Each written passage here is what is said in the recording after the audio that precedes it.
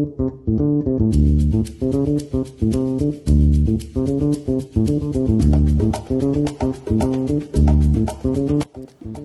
Sobat Juber, selamat datang kembali di podcast Juber Kreasi, Motivation and Inspiration di ruang podcast Visip Unip. Bersama saya Rina, hari ini kita akan membahas tema yang sangat luar biasa, yaitu mahasiswa berprestasi. Di episode kali ini kita akan mengupas kisah-kisah luar biasa dari mahasiswa Universitas Bengkulu yang telah mencapai berbagai pencapaian gemilang. Siapkan diri kalian untuk terinspirasi dan termotivasi dari perjalanan mereka yang penuh semangat dan dedikasi. Nah, hari ini kita kedatangan sosok yang luar biasa yang telah resmi dilantik sebagai Putri Kampus Bengkulu tahun 2025. Kita sambut bersama Mbak Aisyah Ramadhani. Halo Mbak. Halo.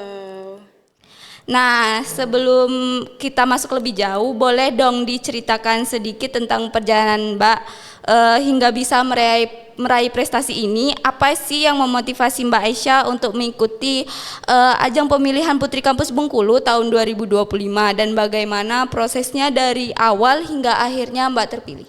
Oke, terima kasih. Rina tadi ya? Rina, oke. Ada pepatah yang mengatakan kalau nggak kenal maka nggak sayang. Biar kita saling sayang, kayaknya kita kenalan dulu ya. Walaupun tadi udah dijelasin sama Rina. Salam kenal semuanya, saya Aisyah Ramadhani. Tadi ditanya mengenai perjalanan untuk mengikuti Putra-Putri Kampus dan apa saja alasannya ya? Iya, Mbak. Oke, karena Putra-Putri Kampus ini adalah salah satu ajang pijan yang merupakan ajang yang concern di bidang pendidikan. Maka dari itu saya emang tertarik dan interest dari SMA itu suka banget mengenai hal-hal yang berbau pendidikan. Nah, pasti teman-teman tuh nanya kenapa ya? Karena semua sendi kehidupan kita itu teman-teman adalah pendidikan. Sebelum kita masuk ke sosial, ekonomi, politik, kita harus mengetahui dulu dan harus punya pendidikan. Nah, saya dari SMA itu alhamdulillah diamanahkan menjadi Duta SMA Nasional dari Direktorat SMA Perwakilan Provinsi Bengkulu. Nah, mulai berangkat dari sana, ya saya tertarik untuk lebih terus concern di bidang pendidikan. Setelah itu, setelah masuk di bangku perkuliahan, saya alhamdulillahnya sekarang itu adalah mahasiswa S1 Jurnalistik semester 5 di Universitas Bengkulu. Setelah itu saya juga menjadi perwakilan dari Provinsi Bengkulu sebagai Parlemen Muda dan mengadvokasikan bagaimana pendidikan di Indonesia langsung ke MPR Republik Indonesia. Nah, dari sana saya tertarik untuk melihat gimana sih dan apa sih wadah yang tepat yang ada di Provinsi Bengkulu. Nah, itulah perjalanan singkat mengapa saya mau dan ingin untuk mengikuti Putra-Putri Kampus ini. Gitu, Rina. Oh, baik. Apa sih Mbak dorongan awal yang membuat Mbak Aisyah mengikuti ajang duta atau ajang Putri Kampus pada saat itu? Dorongan awal Mbak untuk mengikutinya seperti itu, Mbak? Oke, nah Rina tahu sendiri kan sekarang itu banyak anak-anak, banyak teman-teman kita tuh yang nganggap bahwa kuliah itu bukan hal yang penting. Iya kan, banyak kan, iya. Dan banyak juga teman-teman itu yang bilang, untuk apa sih kuliah? Kita kerja aja dapat duit gitu kan. Tapi teman-teman, kita tuh harus tahu kuliah ini bukan hanya untuk menambah-nambah waktu, atau banyak orang yang mengatakan kuliah ini adalah waktu tambahan untuk kita menjadi pengangguran. Iya kan, banyak banget kan. Sekali, nah, tapi itu bukan sama sekali tujuannya, karena kita kuliah itu adalah mencari relasi dan mencari ilmu. Karena kalau kita kuliah dan enggak itu pasti beda pemikirannya. Nah, maka dari itu Putra-Putri Kampus ini hadir sebagai teman sebaya, sebagai motivator, dan juga sebagai orang-orang yang mengedukasi bahwa perguruan tinggi itu adalah hal yang benar-benar penting. Gitu, Rina. Ada tidak sih Mbak motivasi khusus yang membuat Mbak Aisyah menjadi aktif dalam kegiatan-kegiatan di kampus? Atau mungkin Mbak ada motivator tersendiri seperti itu, Mbak? Oke. Berarti ini bicara tentang figur ya, tentang sosok. Banyak banget sih orang-orang yang emang menginspirasi di sekitar saya, terutama itu orang tua saya.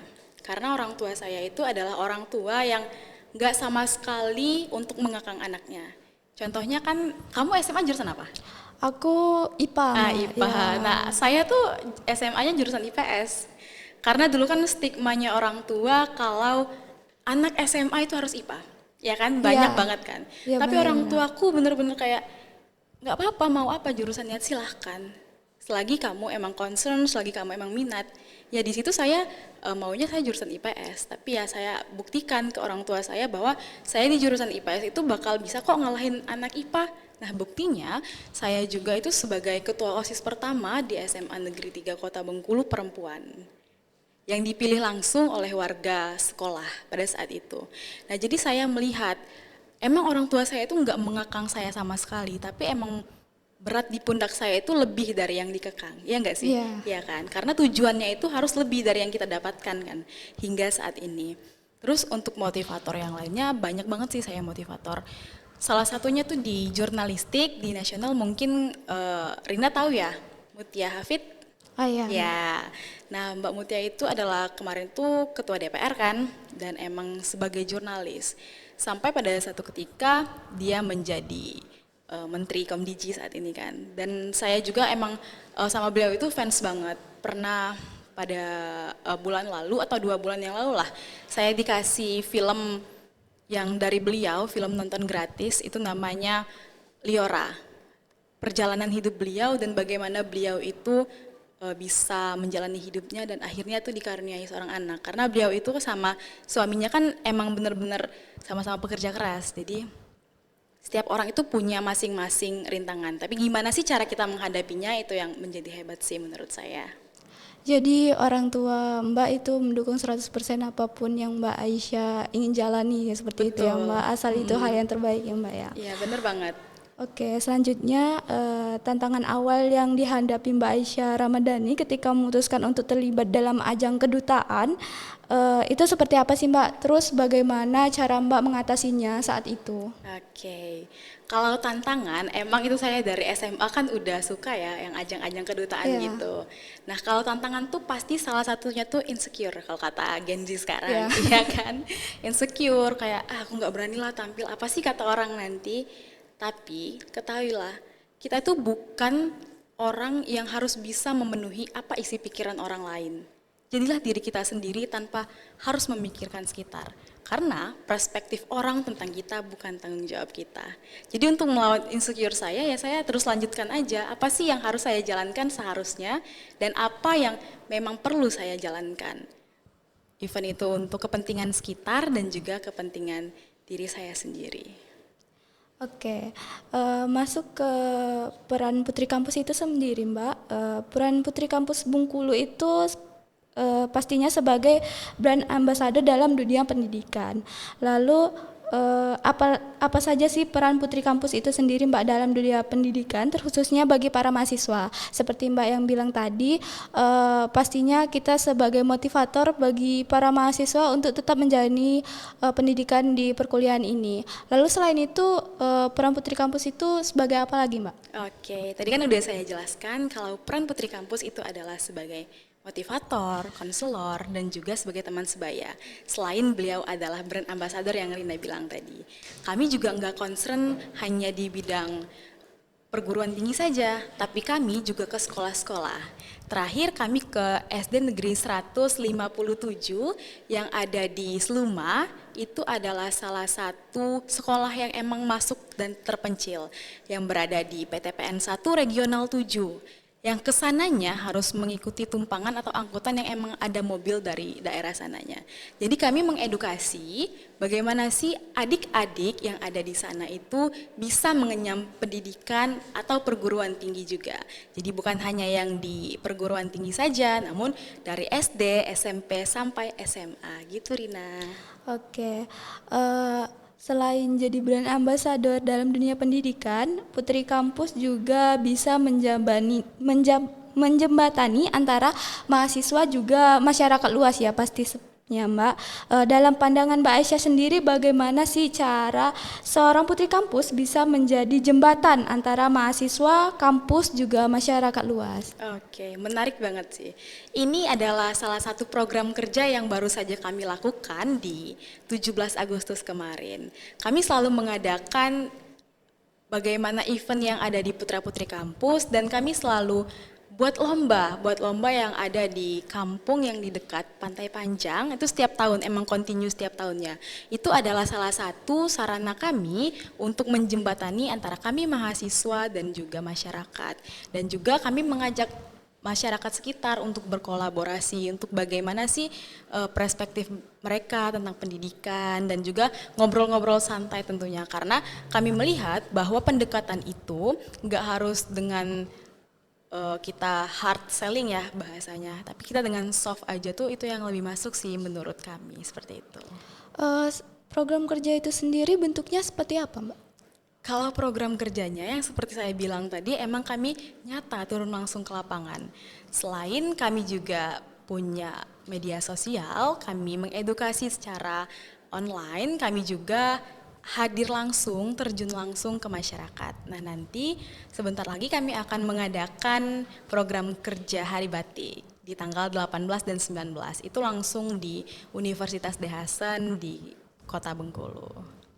Pasti banyak sekali kegiatan Mbak sebagai Putri Kampus Bengkulu ya Mbak ya. Lalu dilihat dari kesibukan yang cukup padat ya Mbak, bagaimana sih cara Mbak Aisyah sendiri menjaga keseimbangan antara prestasi akademik dan kegiatan non-akademik seperti ajang Putri Kampus itu Mbak? Oke, menurut saya kuncinya tuh cuma satu sih, manajemen waktu. Dan pendidikan itu adalah kewajiban, organisasi itu pilihan. Jadi jalankan dulu yang menurut kamu kewajiban kamu. Selesai kamu menjalankan kewajiban kamu, udah selesai semua tugas-tugas yang ada diberikan dosen kamu, nah silahkan saja untuk berpartisipasi dimanapun yang kamu mau. Di organisasi, di pijan, dan juga di lingkungan-lingkungan manapun. Karena kalau kita udah manage waktu kita dengan baik, itu pasti semuanya itu akan terjalankan dengan lancar juga kok. Oke, jadi bagaimana cara kita memanajemen waktu kita ya Mbak ya? Betul. Oke, selanjutnya seperti yang Mbak bilang tadi, Mbak adalah mahasiswa jurusan S1 Jurnalistik ya Mbak ya? Iya, benar banget. Lalu dilihat dari background Mbak yang sering mengikuti kegiatan ajang kedutaan, mengapa sih Mbak Aisyah memilih pendidikan di jurusan jurnalistik dengan fashion Mbak Aisyah yang memiliki kepribadian yang bagus dan hebat ya Mbak, dilihat dari akun Instagram Mbak Aisyah sendiri yang Mbak Aisyah ini ternyata seorang konten kreator juga ya Mbak ya. Nah, kenapa Mbak memilih pendidikan di jurusan jurnalistik Mbak? Oke, tadi menyenggol saya adalah content creator. Yeah. Sebenarnya saya bukan content creator dan semoga ya doain aja ya ke depannya. Tapi saya tuh ngerasa bahwa apa yang saya punya kalau nggak disampaikan ke orang lain itu menjadi hal yang percuma. Makanya saya masuk di jurusan S1 Jurnalistik. Karena di S1 Jurnalistik itu ada publikasi, salah satu yang saya lakukan kan. Dan emang output dari jurnalistik pun salah satunya content creator. Makanya saya rasa saya akan balance ketika saya concern di bidang pendidikan dan saya masuk di pendidikan saya jurnalistik. Karena apa? Karena pendidikan saya terus jalan dan juga cara saya mempublikasikannya dan cara saya menyebarkannya itu akan bisa dengan baik. Kan kita bisa ngeliat tuh kalau anak jurnalistik atau bukan. Yeah. Kalau anak jurnalistik ya pasti bisa dengan cepat juga kan bisa mempublikasikan semua hal menurut kaidah yang ada kan. Kadang-kadang kan kita mempublikasikan hal-hal tuh emang bukan kaidah-kaidahnya kan, tapi ketika saya emang concern di bidang pendidikan dan saya masuk di jurusan S1 Jurnalistik, saya rasa hal ini tuh emang berkorelasi dengan baik ketika saya harus bisa terus concern di pendidikan dan bisa mempublikasikan semuanya ke teman-teman yang lain karena agar bermanfaat lah ya sama-sama kita juga.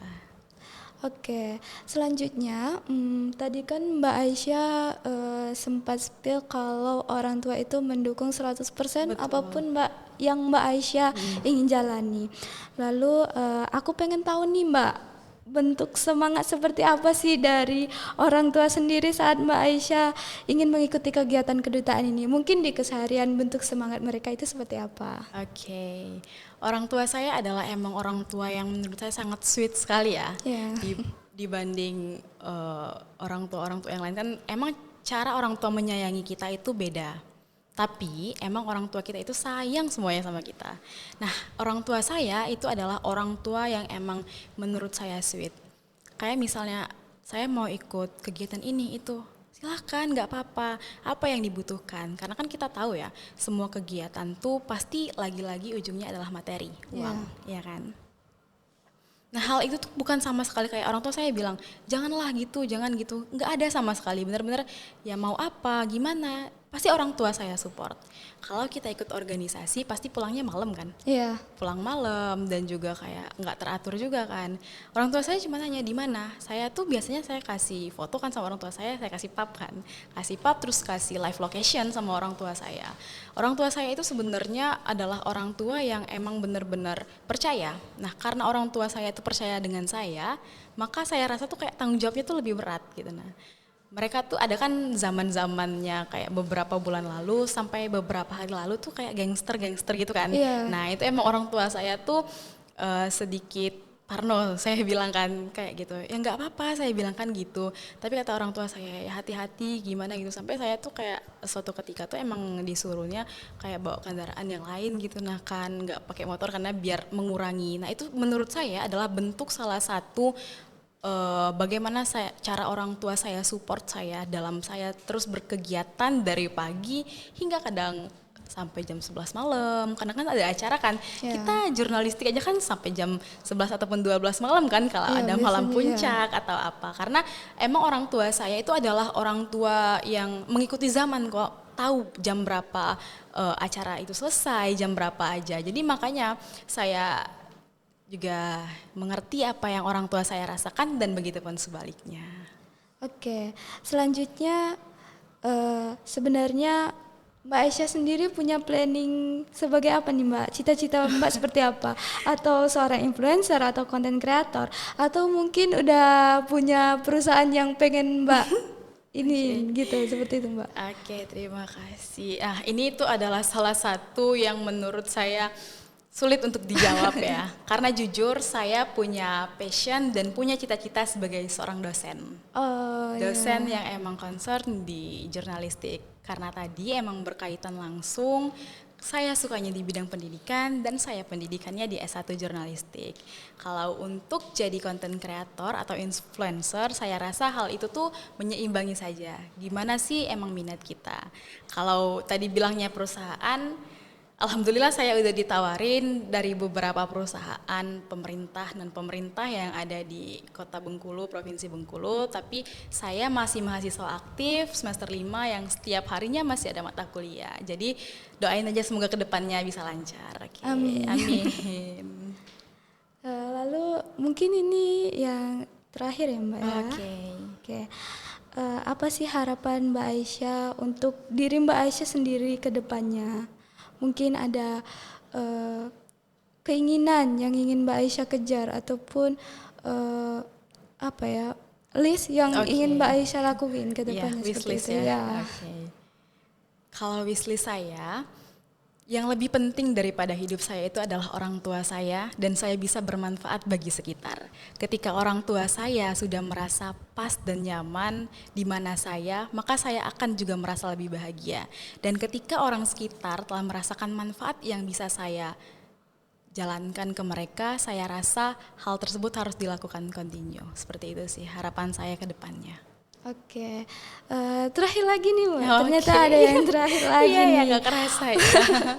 Mungkin ada kata-kata ataupun penyampaian yang Mbak Aisyah ingin sampaikan kepada Sobat Juber yang sedang menyaksikan, ataupun agar mereka lebih termotivasi terhadap pengalaman yang Mbak Aisyah dapatkan selama menjadi mahasiswa ataupun selama menjadi Putri Kampus Bengkulu tahun 2025 ini Mbak. Oke, buat Sobat Juber yang ada dimanapun berada, satu pesan saya teman-teman, jangan takut untuk melakukan hal baru karena perspektif orang lain itu bukan tanggung jawab kita, dan lakukanlah semua hal yang menurut kamu itu adalah passion kamu, dan jangan lupa juga ridho dan doa dari orang tua. Itu Rina. Terima kasih pada Mbak Aisyah atas bincang-bincangnya hari ini. Ceritanya sangat menginspirasi, terutama bagi Sobat Jumber yang sedang menyaksikan. Jangan lupa untuk follow Jumber TV dan nantikan episode-episode menarik lainnya. Sampai jumpa dan terus bersemangat dalam mengasah kreativitas kalian di dunia jurnalistik.